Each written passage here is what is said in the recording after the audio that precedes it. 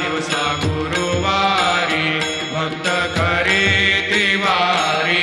प्रभु पद पाहावया भव भय निवारी आरती साई बाबा माझा निज द्रव्य ठेवा तव चरण रज सेवा मागणीची आता तुम्हा देवादिदेवा आरती साई बाबा इच्छित दिन चातक निर्मल तोय निज सुख आजावे माधवाया सांभाळ आपुली भाक आरती साई बाबा सौख्य दातार जीवा चरण रजातळे यावा दासा विसावा भक्ता विसावा आरती साई बाबा शिर्डी माझे पंढरपूर साई बाबा रमावर साई बाबा रमावर शुद्ध भक्ते चंद्रभागा भाव पुंडलिक जागा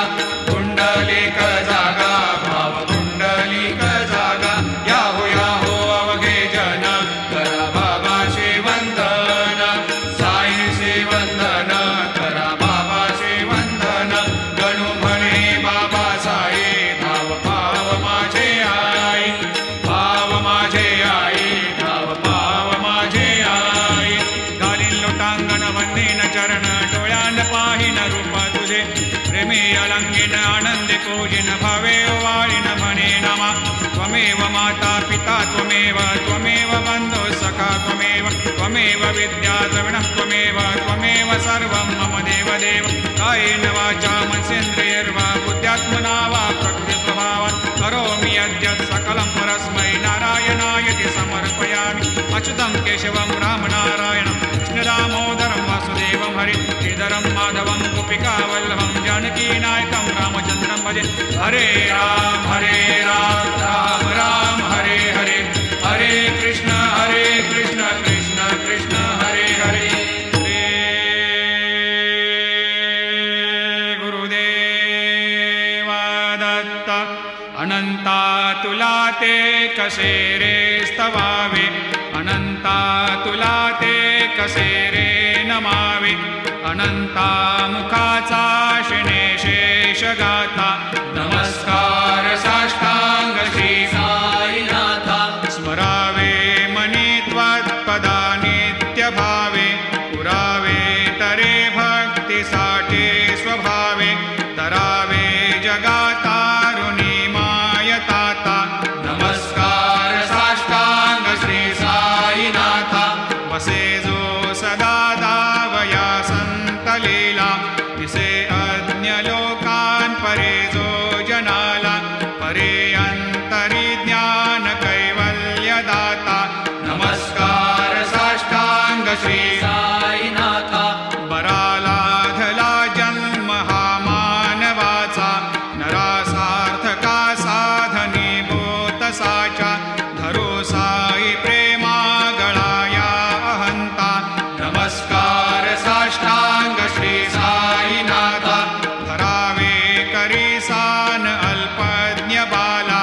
करावे आम्हा धन्य चुंबो निघाला मुखे घाल प्रेमे खरा ग्रास आता नमस्कार साष्टांग श्री साईनाथा सुरादिक ज्यांच्या पदा वंदिता ते शुकादिक ज्यांते समानत्व देते प्रयागादि तीर्थे पदे नम्र होता नमस्कार साष्टांग श्री साईनाथा तुझ्या या पदा पाहता गोप बाले सदा रंगली चित स्वरूपे मिळाले करे रास क्रीडा सवे कृष्णनाथा नमस्कार साष्टांग श्री साई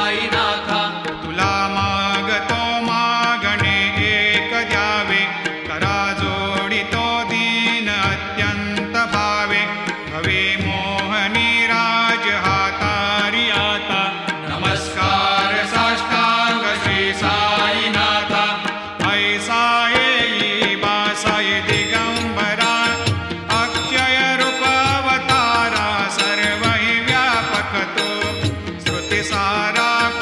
अनुसया त्रिकुमारा बाबा ये बा काशी स्नान जप प्रतिदिवशी कोल्हापुर भिक्षेशी निर्मल नदी तुंगा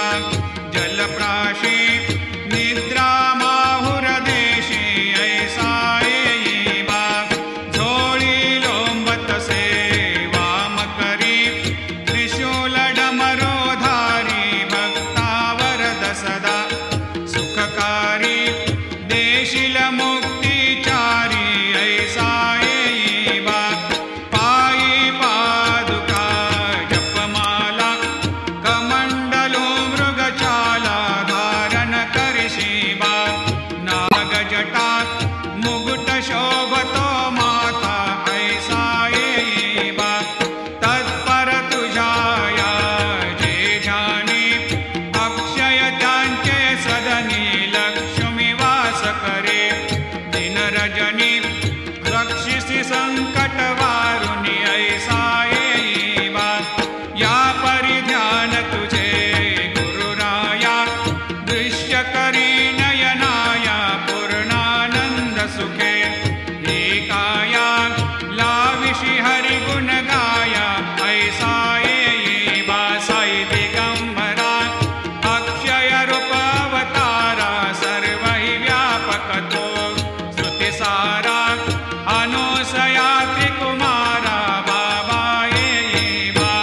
सदा सस्वरूपं चिदानन्दकन्दं जगत्सम्भवस्थान संहारहेतुं स्वभक्तेच्छया मानुषं दर्शयन्तं नमामीश्वरं सद्गुरुं साईनाथं भवद्वांतविद्वांसमार्तण्डमीड्यं मनोवागतीतं मुनिर्ध्यानगम्यं जगद्व्यापकं निर्मलं निर्गुणत्वां नमामीश्वरं सद्गुरुं साईनाथं भवाम्भोधिमग्नार्दितानां जनानां स्वपादाश्रितानां स्वभक्तिप्रियाणां समुद्धारणार्थं कलौ सम्भवन्तं नमामीश्वरं सद्गुरुं साईनाथं सदानिम्बवृक्षस्य मूलाधिवासात् सुधास्राविणं तेक्तमप्यप्रियन्तं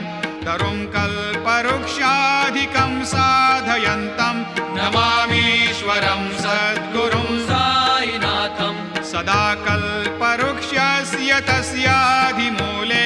भवद्भावबुद्ध्या सपर्यादिसेवां नृणां कुर्वतां भुक्तिमुक्तिप्रदन्तं नमामीश्वरं सद्गुरुं साईनाथम् अनेकाश्रुतातर्क्यलीलाविलासै समावेशकृतेशान् भास्वत्प्रभावम् अहं भावहीनं प्रसन्नात्मभावं नमामीश्वरं सद्गुरुं साईनाथं सतां विश्रमाराममेवाभिरामं सदा सज्जनैः संस्तुतं सन्नमद्भिः जनामोददं भक्तभद्रप्रदन्तं नमामीश्वरं सद्गुरुं साईनाथम् अजन्माद्यमेकं परब्रह्म साक्षात् स्वयं सम्भवं राममेवावतीर्णं भवद्दर्शनात्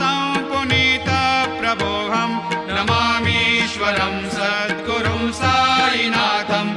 श्री साईश कृपानिधेऽखिल नृणां सर्वार्थसिद्धिप्रद युष्मत्पादरजप्रभावमतुलं धातापि वक्ता क्षमः सद्भक्त्या शरणं कृताञ्जलिपुट सम्प्रापितोऽस्मि प्रभो श्रीमत्साई परेशपादकमलान् न्यान्यच्छरण्यं मम सायेरोपधर रागोत्तमं भक्तकामविबुधद्रुमं प्रभुं माययोपहतचित्तशुद्धये चिन्तयाम्यमर्निशं मुदा शरत्सुधांशो प्रतिमं प्रकाशं कृपातपत्रं तव साईनाथ त्वदीयपादाब्जसमाश्रितानां स्वच्छायया तापमपाकरोतु उपासनादैवत साईनाथ स्तवैर्मयोपासनिना स्तुतस्त्वं रमेन्मनोन्मे तव पादयुग्मे भृङ्गो यथाब्जे मकरन्दलुब्धः अनेकजन्मार्जितपापसंशयो भवेद्भवत्पादसरोजदर्शनात् क्षमस्व सर्वान्धपरान्धपुञ्जकान् प्रसीद साये सद्गुरोदयानिधे श्रीसायिनाथ चरणामृतपोतचित्तास् सत्पादसेवनरतः सततं च भक्त्या संसारजन्यदुनितोर्धवनिर्गतास्ते कैवल्यधाम परमं समवाप्नुवन्ते स्तोत्रमेतत्पठेद् भक्त्या यो नरस्तन्मना सदा सद्गुरो सायिनाथस्य कृपापात्रं भवेद् ध्रुवं रुसो मम प्रियाम्बिका मजवरी पिता हि रुसो रुसो मम प्रियाङ्गना प्रियसुतात्मजा हि रुसो रुसो भगिनी बन्धु हि श्वशुरसासुबायि रुसो न दत्त गुरु साई मामजवरी कधीहि रुसो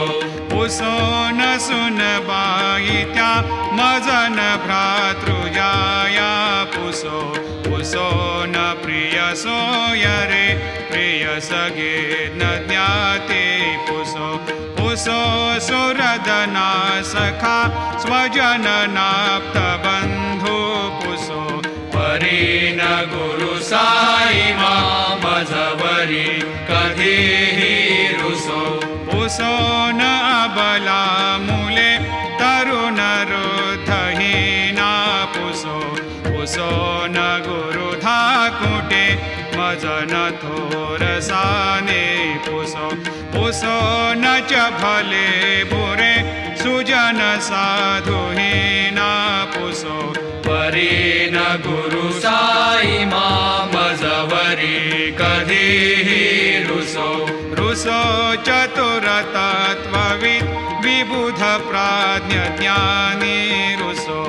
रुसो हि विदुषी स्त्रिया कुशल पंडिता हि रुसो रुसो महीपते यति भजक तापसे हे रुसो न दत्त गुरु साई मामजवरी कधीहि रुसो रुसो कवि ऋषि मुनि अनघषेध योगे रुसो रुसो हि गृह देवता निकुल ग्राम देवी रुसो रुसो खल पिशाच हि मलिन डाकिने हे रुसो न दत्त गुरु साई मामजवरी कधीहि रुसो रुसो मृग खग कृमि अखिल जीव जन्तु रुसो रुसो विटप प्रस्तरा अचल आपगाब्धे रुसो रुसो खपवनाग्निवार अवनि पंचतत्वे रुसो न दत्त गुरु साई मामजवरी कधीहि रुसो रुसो विमल किन्नरा अमल यक्षिणे रुसो रुसो शशि खगादिः गगनितारका रुसो रुसो अमर राजहि अदय धर्मराजा रुसो न दत्त गुरु साई मामजवरी कधीहि रुसो रुसो मन सरस्वती चपल चेतते हे रुसो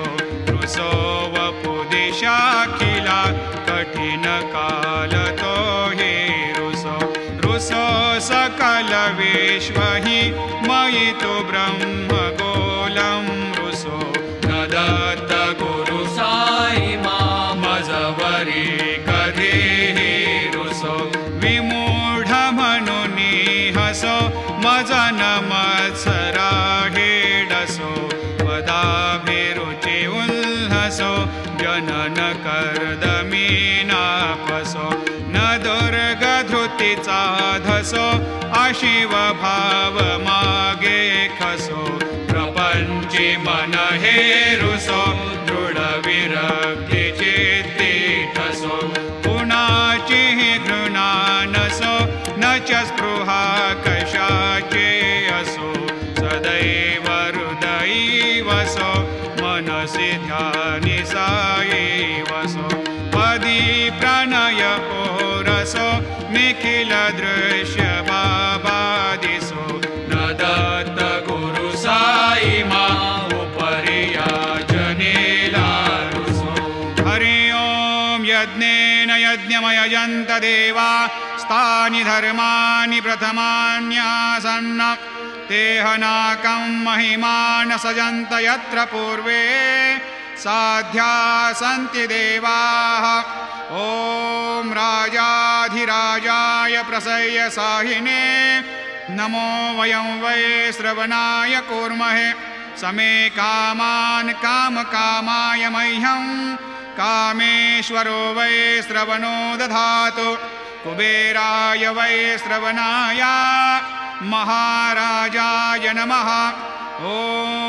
स्वस्ते साम्राज्यं भोज्यं स्वराज्यं वैराज्यं पारमेष्ठ्यं राज्यं महाराज्यमाधिपत्यमयं समन्तपर्याधीशात् सार्वभौमः सार्वायुषान्तादापरार्धात् पृथिव्यै समुद्रपर्यन्ताय एकराळिति तदप्येष श्लोकोऽभिगीतो मरुतः परिवेष्टारो मरुतस्य वसन्ग्रहे आवीक्षितस्य कामप्रियैर्विश्वे देवा सभासदैति श्रीनारायण वासुदेवाय सच्चिदानंद सद्गुरु साईनाथ महाराज की जय। करचरणकृतं वा कायजं कर्मजं वा श्रवणनयनजं वा मानसं वा अपराधं विहितमविहितं वा सर्वमेतत्क्षमस्व। जय जय करुणाब्धे श्री प्रभो साईनाथ श्री सच्चिदानंद सद्गुरु साईनाथ महाराज की जय।